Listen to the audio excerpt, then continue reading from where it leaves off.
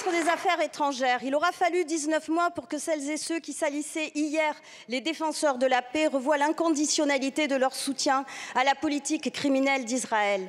Le poids de la complicité semble être devenu trop lourd à porter et pour cause.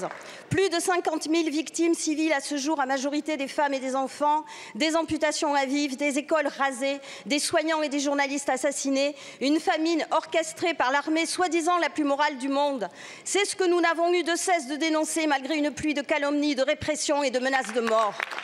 Comment pouvait-on croire que cette fuite en avant génocidaire libérerait les otages, libération que nous espérons, comme celle des milliers de prisonniers palestiniens, dont des centaines d'enfants?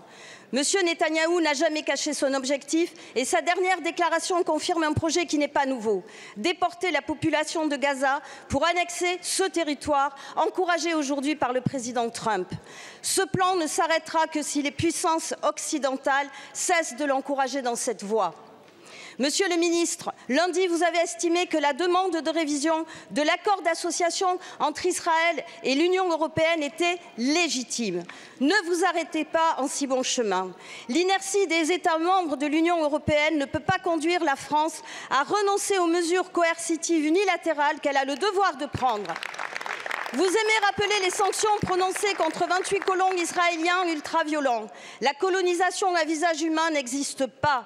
Qu'en est-il des 500 000 autres qui commettent des crimes de guerre en s'appropriant des terres en toute illégalité? Il est du devoir d'un responsable politique d'agir aujourd'hui pour empêcher que l'histoire d'un génocide s'écrive au passé. Quand allez-vous reconnaître l'État de Palestine? Quand soutiendrez-vous des sanctions et un embargo des armes contre Israël pour arracher un cessez-le-feu et construire une paix juste et durable? Merci beaucoup.